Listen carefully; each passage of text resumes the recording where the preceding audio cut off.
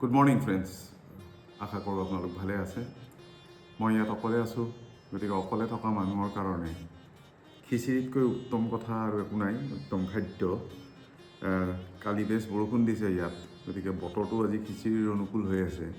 গতিকে মই আজি খিচিৰিকে অকণমান ৰান্ধিলোঁ, লগতে আলু কেইটুকুৰমান আৰু বেঙেনা দুখৰমান ভাজি ল'লোঁ। বালিজানাৰ বেঙেনা পাইছিলোঁ মই, গতিকে সেয়া খাবলৈ লৈছোঁ। এতিয়া কণী এটা স্ক্ৰেম্বল কৰি লৈছোঁ, অকণমান খাবলৈ লৈছোঁ। লগত অকণমান ঘি দিম, ইয়াতে গৰম হৈ আছে খিচিৰি। খিচিৰি বেয়া পোৱা মানুহ চাগে কম আছে, যেনেকৈ ঘি ভাত বা নিমখ তেল ভাত ভাল পায়। আৰু অকলে থকা মানুহৰ নিচিনা আমাৰ কাৰণেতো আৰু ইয়াতকৈ ভাল বস্তু একো নাই। চ' মই খাম, চামুচেৰে খাম, গৰম হৈ আছে।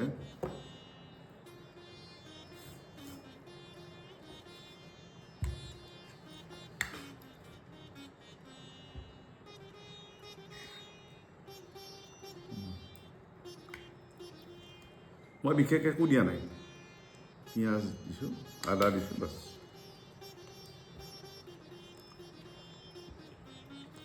এটা বস্তু দেখাওঁ,